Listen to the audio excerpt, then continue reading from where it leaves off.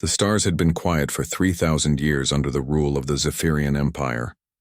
Their massive ships moved through space like floating cities, each one bigger than anything most species could imagine. The Zephyrians themselves stood 12 feet tall, with bodies covered in crystal-like armor that caught the light of distant suns and threw it back in deadly rainbows. They had conquered every world they found and turned entire civilizations into slaves who worked in their mines and factories. Commander Vextar stood on the command deck of his flagship, the Eternal Dominion, watching reports flow across his screens. The ship was so large that it took 15 minutes to walk from one end to the other, and its weapons could turn a planet into dust in less than an hour. Today had been like every other day for the past 1,000 years. 17 different worlds had surrendered without even trying to fight. The pattern never changed. A Zephyrian ship would appear in orbit around a planet, send down a message demanding surrender, and within hours the locals would give up everything they had. His aide approached with the daily reports clutched in his four-armed grip.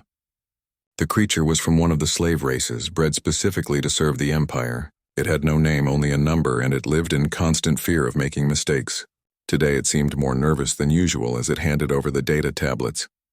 Vextar scanned the information with mild interest. The Kepler sector had provided another 1,000,000 tons of raw materials. The mining operations on 7 different worlds were ahead of schedule. 3 more civilizations had sent messages begging to join the Empire rather than face conquest. Everything was exactly as it should be in his perfect ordered universe. Then his communications officer spoke up from across the vast command center. "Sir, we have an unknown contact approaching the outer system. Single vessel, small configuration, unknown design." Vextar clicked his mandibles together in what passed for amusement among his kind. Another primitive species seeking to trade trinkets for technology they cannot understand. Send the standard warning. Tell them to retreat or face the consequences. But the unknown ship did not retreat. Instead, it seemed to speed up, moving directly toward the Eternal Dominion with what could only be described as purposeful intent. This was unusual. Most species turned and ran the moment they saw a Zephyrian dreadnought. Even the bravest warriors of the galaxy knew better than to challenge the Empire's might. Far across the void, aboard the human ship Liberty's Edge, Captain Jake Morrison studied the massive alien vessel that filled his main view screen. His ship was only 800 meters long, making it look like a tiny insect next to the enormous Zephyrian dreadnought. But Morrison had spent 40 years in the Terran Space Navy, fighting pirates and hostile aliens in the outer colonies, and he had learned that size was not always the most important factor in a fight. His crew worked quietly at their stations, checking weapons and shields for the 100th time since leaving Earth. They all knew what they were here to do, and they all knew the odds were against them surviving the next few hours. But they also knew that Earth was counting on them, and that sometimes the smallest actions could change the course of history. Communications Officer Lisa Carter looked up from her console with a grim expression. "Captain, they're trying to contact us. The translation computers are working on their language." Morrison nodded and straightened his uniform. This was the moment everything would change, not just for his crew or his ship, but for the entire human race. "Put them on screen." The image that appeared showed a creature unlike anything in human experience. The Zephyrian commander was enormous, his crystalline body reflecting the lights of his command center in hypnotic patterns. When he spoke, his voice carried the weight of absolute authority, the sound of someone who had never been challenged or questioned in his entire life. "Primitive vessel. You have entered space controlled by the Zephyrian Empire. You will surrender immediately and prepare to be boarded. Your species will serve the Empire as slaves, or you will be destroyed. There are no other options." The bridge of the Liberty's Edge fell silent. Every human present understood exactly what had just been said. This was not a negotiation or a trade discussion. This was a demand for the complete surrender of humanity to an alien empire that saw them as nothing more than potential workers to be exploited. Morrison stood slowly, his weathered face calm despite the magnitude of the moment. He had fought in the Centauri border wars and the colony rebellions. He had seen friends die and enemies surrender, but he had never faced anything like this. An entire galactic empire that expected instant obedience from every living thing it encountered. "This is Captain Jake Morrison of the Terran Federation Navy. I represent the human race and the sovereign worlds of Earth, Mars, and the outer colonies. We do not surrender to anyone. We do not serve alien masters, and we certainly do not run away from bullies no matter how big they think they are. The Zephyrian commander's expression changed from bored superiority to something that might have been surprise. In 3,000 years of conquest, no species had ever spoken to the Empire in such terms. Most civilizations begged for mercy or tried to negotiate terms of surrender. None had ever simply refused to acknowledge Zephyrian authority. Morrison continued speaking, his voice carrying clearly across the communication link. You have threatened my species and demanded our surrender. That makes you our enemy. We have a saying where I come from. When someone threatens your family, you hit them back twice as hard. On the Eternal Dominion, Vextar's mandibles clicked rapidly in what his species considered shocked laughter. You dare to threaten the Zephyrian Empire with your pathetic little ship? We have conquered 1,000 worlds with vessels like yours. We have turned entire star systems into industrial complexes. Your species has not even left its home system until recently. Morrison smiled grimly. You're about to learn something important about humans, Commander. We might be new to space, but we've been perfecting the art of war for 10,000 years. Every weapon we build, every tactic we use, every strategy we deploy has been tested in real combat against enemies who fought back just as hard as we did. The communication link went silent for a moment, as both sides prepared for what everyone knew was coming next. The Zephyrian Empire was about to discover that not every species in the galaxy was willing to kneel before their supposed superiority, and humanity was about to announce its presence to the galaxy in the most dramatic way possible. The Zephyrian response came faster than lightning. Commander Vextar raised one massive crystalline arm and pointed at the tiny human ship on his view screen. Energy beams that could crack the surface of planets erupted from dozens of weapon ports along the Eternal Dominion's hull. These were the same weapons that had destroyed entire fleets and reduced proud civilizations to ash and memory. The beams traveled across space in brilliant streams of destruction, each one carrying enough power to vaporize a city. But something impossible happened. The Liberty's Edge did not die. Lieutenant Commander Ryan Bell watched his engineering displays with amazement as readings flowed across his screens. The human ship shuddered under the impact of alien fire, but its hull held together while sparks flew from damaged systems. Metal plates along the outer hull glowed red-hot from the energy strikes, but the ship's core remained intact, Captain. The reactive armor is working better than we hoped, Bell reported, his voice filled with professional excitement despite the deadly situation.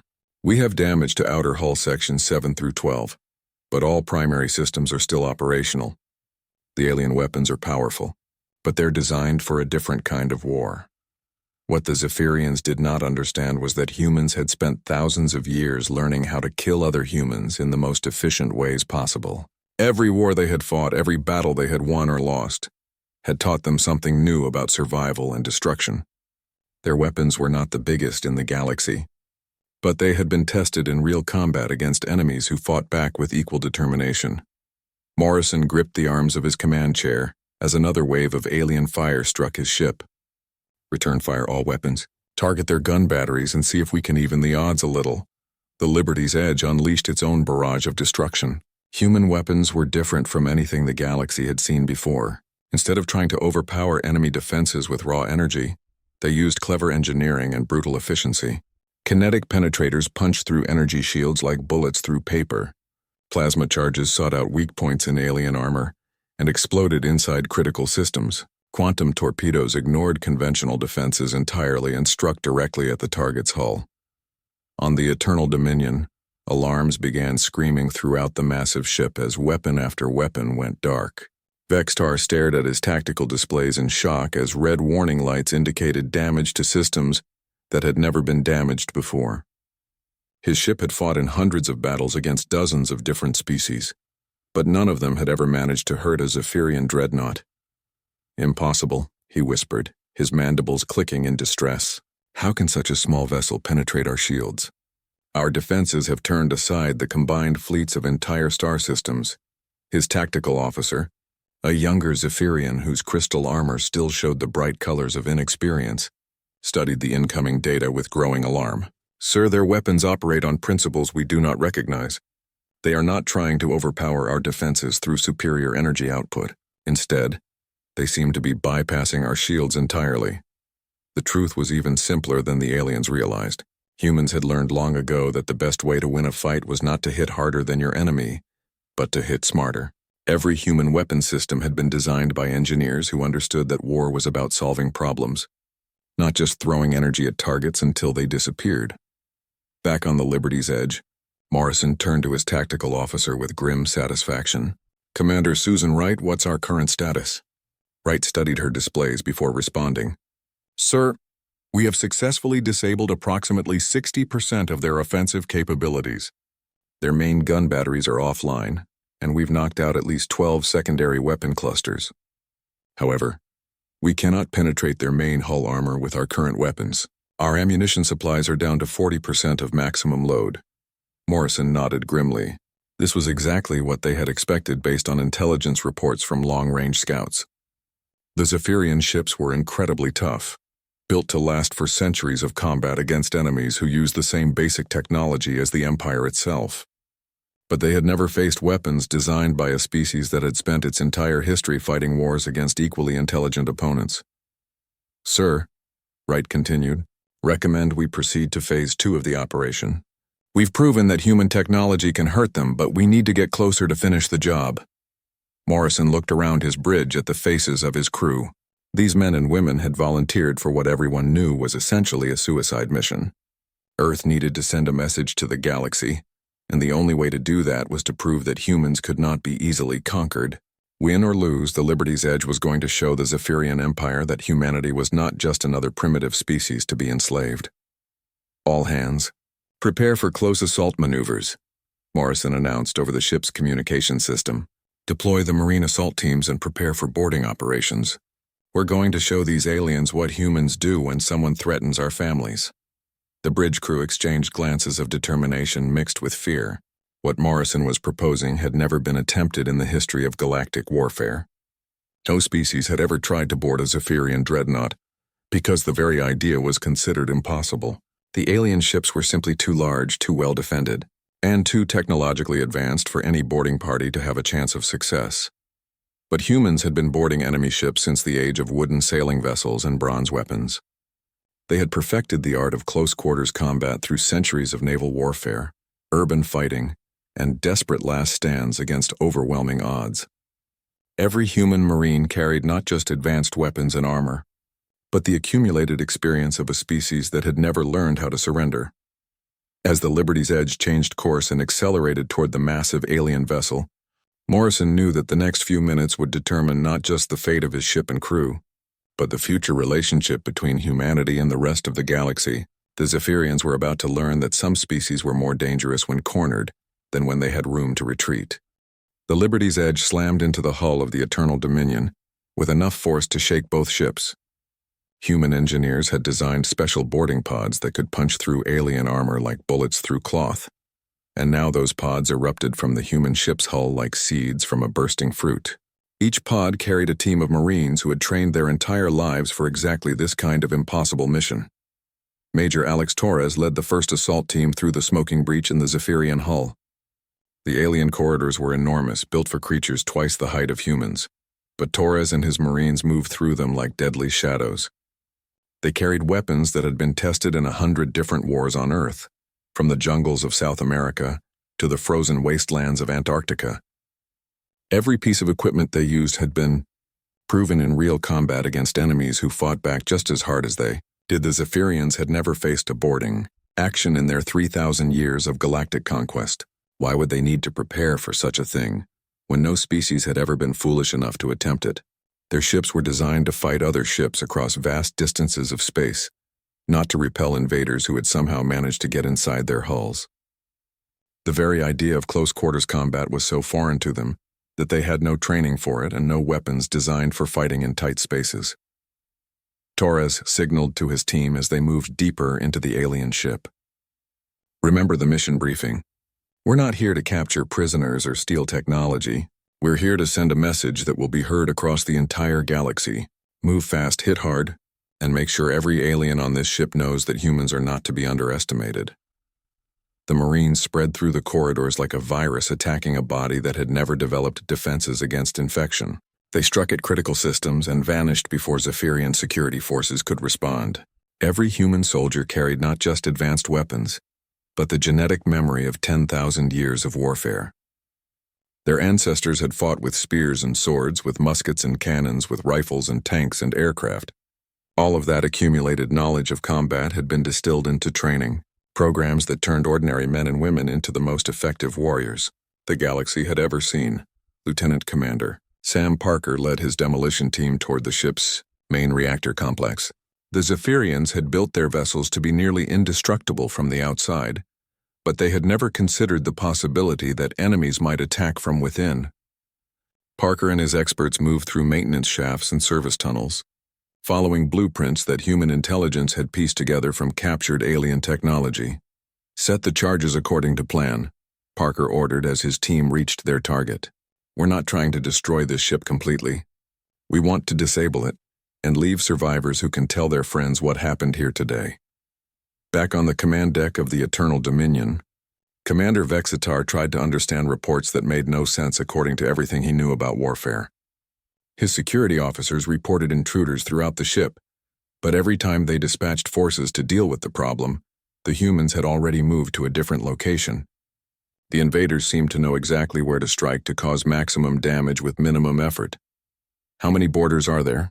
Vexitar demanded, his crystal armor flashing angry red colors. His security chief checked his reports again before answering. "Sir, we estimate no more than 200 individuals, but they are causing damage equivalent to what we would expect from an invasion force 10 times larger. They appear to have detailed knowledge of our ship, systems, and are targeting critical components with surgical precision." What the Zephyrians could not understand was that humans had been fighting this kind of war for centuries. Every Marine had studied the tactics of Special Forces units from Earth's bloodiest conflicts. They knew how to move silently through enemy territory, how to strike at the most vulnerable targets, and how to disappear before their enemies could organize an effective response. The aliens might have superior technology, but they had never learned the art of guerrilla warfare. Torres and his assault team reached one of the ship's main computer centers and began placing explosive charges on the most important systems. The Zephyrians had built their technology to be efficient and powerful, but they had never needed to design it to resist sabotage from within. Human engineers had spent weeks studying captured alien equipment, learning exactly where to place charges for maximum effect. 30 seconds to detonation, Torres announced over his team's communication network. "All units prepare for Phase 3 of the operation." Throughout the massive alien ship, human Marines prepared for the final stage of their mission. They had disabled weapon systems, destroyed communication arrays, and planted charges on critical infrastructure. Now it was time to make their escape and let the galaxy see what happened when someone threatened humanity's home. World Parker's team finished their work at the reactor complex and began moving toward their extraction point, charges set and armed. "We've got maybe 10 minutes before this whole section goes dark. Time to get out of here and let the fireworks begin." The Zephyrians finally managed to organize a response to the human invasion, but it was too little and too late. Their security forces were trained to deal with external threats and rebellious slave populations, not with professional soldiers who had been fighting wars since before the Empire existed. When they did manage to corner groups of Marines, they discovered that humans were just as dangerous in direct combat as they were at sabotage and stealth operations. Sergeant Kevin Walsh and his fire team found themselves trapped in a corridor by a squad of Zephyrian warriors. The aliens were bigger and stronger than humans, with natural armor that could turn aside most weapons. But Walsh and his Marines had faced impossible odds before, and they knew that victory often went to the side that refused to give up, rather than the side with the best equipment. "Remember your training," Walsh shouted as alien energy weapons filled the air with deadly fire. "These things have never fought anyone who actually fights back. Show them what humans do when someone corners us." The battle that followed would be remembered by the few Zephyrian survivors as the moment they realized that the galaxy contained species far more dangerous than they had ever imagined. The destruction of the Eternal Dominion sent shockwaves through every corner of the Zephyrian Empire. For 3,000 years, no enemy had ever managed to destroy one of their mighty dreadnoughts, and now a single small ship from an unknown species had reduced their most powerful vessel to a floating wreck. Emperor Krathavan himself took personal command of the response fleet, assembling 200 of the Empire's finest warships to deal with what he saw as an insult that could not be allowed to stand. But humanity had not been idle during the months it took for the Zephyrian Armada to reach Earth's solar system. Every factory on the planet worked around the clock to build weapons and ships based on the lessons learned from the Liberty's Edge encounter. Human engineers studied every piece of data from the battle, learning how alien technology worked and how to defeat it more efficiently. Most importantly, they had time to prepare defenses that would take advantage of human creativity and the natural features of their home system. When the Zephyrian fleet finally arrived at Earth, they found something that no galactic conqueror had ever encountered before. Instead of a single world begging for mercy, they faced an entire star system that had been turned into a fortress. The asteroid belt between Mars and Jupiter had been converted into a massive weapons platform, with human ships hiding behind every large rock and metal fragment. The moon itself bristled with defensive installations that could track and target enemy vessels across millions of miles of space. Admiral Grace Chen commanded the Terran defense fleet from the bridge of her flagship, the Indomitable Spirit. Her fleet was outnumbered 50-1 by the approaching alien armada, but every human ship carried the same innovations that had made the Liberty's Edge legendary. More importantly, every captain and crew member understood that they were not just fighting for their own lives, but for the future of their entire species. All ships, "This is Admiral Chen," she broadcast to her scattered fleet. "Today we show the galaxy what happens when someone threatens humanity's home. Remember your training, trust your equipment, and never forget that we fight not just for ourselves, but for every free being in the universe." The battle that followed changed the way warfare was conducted throughout the galaxy. The Zephyrians approached Earth expecting to fight the kind of straightforward battle they had won countless times before. Their massive ships would advance in formation, overwhelm any resistance with superior firepower, and demand the surrender of the defeated enemy. They had used this same strategy to conquer 1,000 worlds, and they saw no reason why it should fail against one more primitive species. But humans did not fight like any enemy the Empire had ever faced. Captain Nicole Turner commanded the destroyer Defiant Resolve as part of a squadron that used the asteroid belt as cover for hit-and-run attacks against the alien flanks. Her ships would appear from behind cover, launch devastating strikes against Zephyrian vessels, and disappear back into the maze of rocks and debris before the enemy could respond effectively. "Remember, we're not trying to win through superior firepower," Turner told her squadron commanders during a brief tactical conference. "We're trying to win through superior thinking.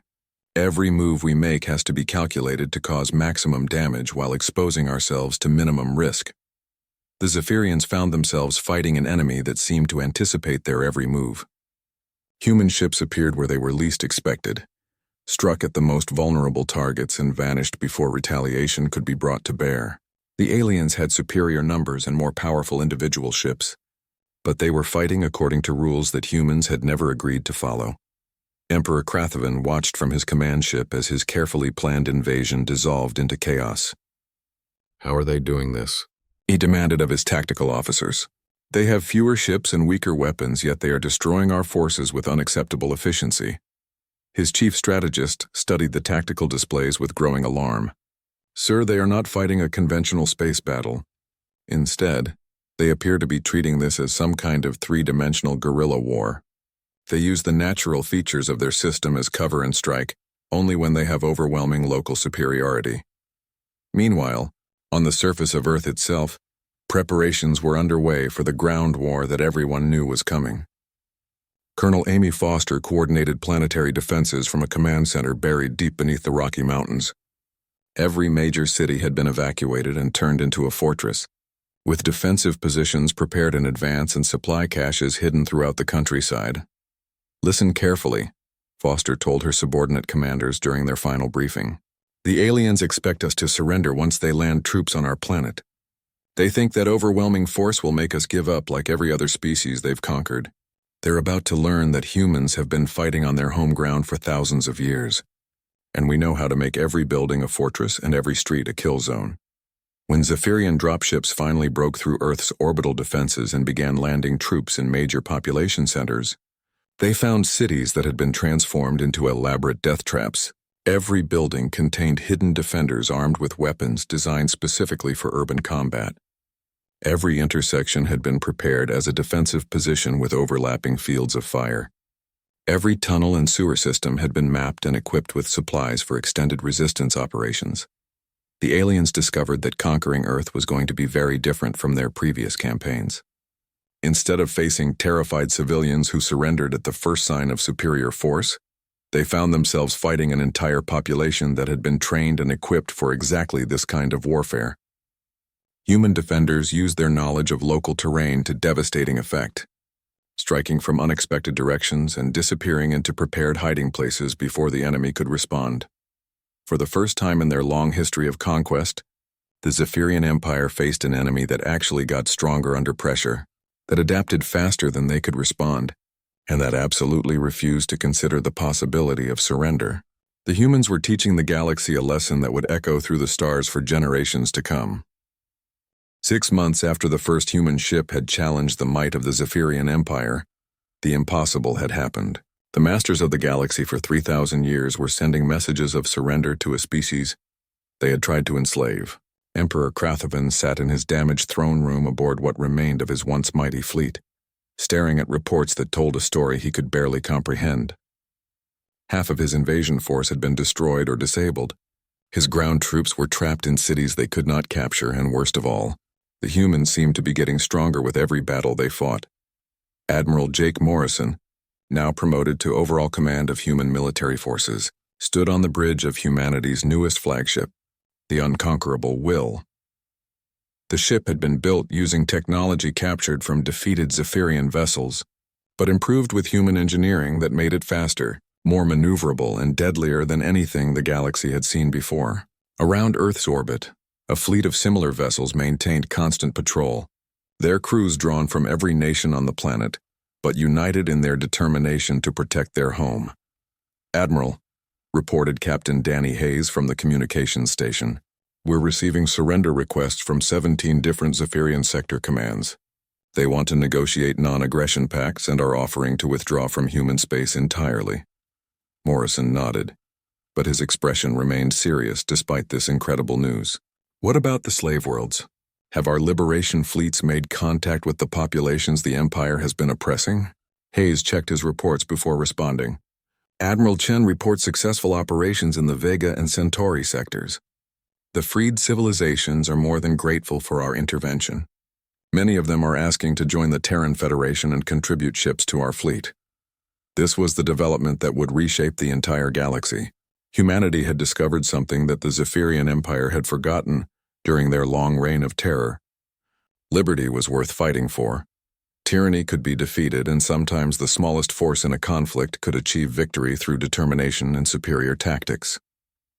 More importantly, the humans had proven that it was possible to stand up to the Empire and win, inspiring every oppressed species in the galaxy to remember what freedom meant. The truth was that the Zephyrians had grown weak through centuries of easy conquest. They had never faced serious resistance, never been forced to adapt their tactics, and never learned to fight against enemies who refused to surrender. Their military doctrine was based on intimidation and overwhelming force. But these tactics were useless against humans who simply would not be intimidated, no matter how desperate their situation became. Captain Lisa Carter, now commanding her own ship in the Liberation Fleet, led a task force to the Proxima system, where an entire civilization had been enslaved for over 1,000 years. The Zephyrian garrison fled without firing a shot when human warships appeared in orbit, leaving behind millions of grateful beings who had never dared to hope that freedom was possible. "This is Captain Carter of the Terran Federation," she broadcast to the planet below. "You are now under the protection of the human fleet. Any Zephyrian forces attempting to return to this system will be destroyed. You are free to govern yourselves as you choose." Meanwhile, throughout the galaxy, the word was spreading faster than the Empire could suppress it. Humanity had arrived, and the old ways of conquest and slavery were coming to an end. Species that had cowered in fear for millennia began to stand up and fight back against their oppressors. The Terran Federation offered military protection to any world that wanted freedom. And unlike the Empire's empty promises, The humans actually delivered on their commitments. On his crippled flagship, former Emperor Krathvin faced the reality of a new galactic order.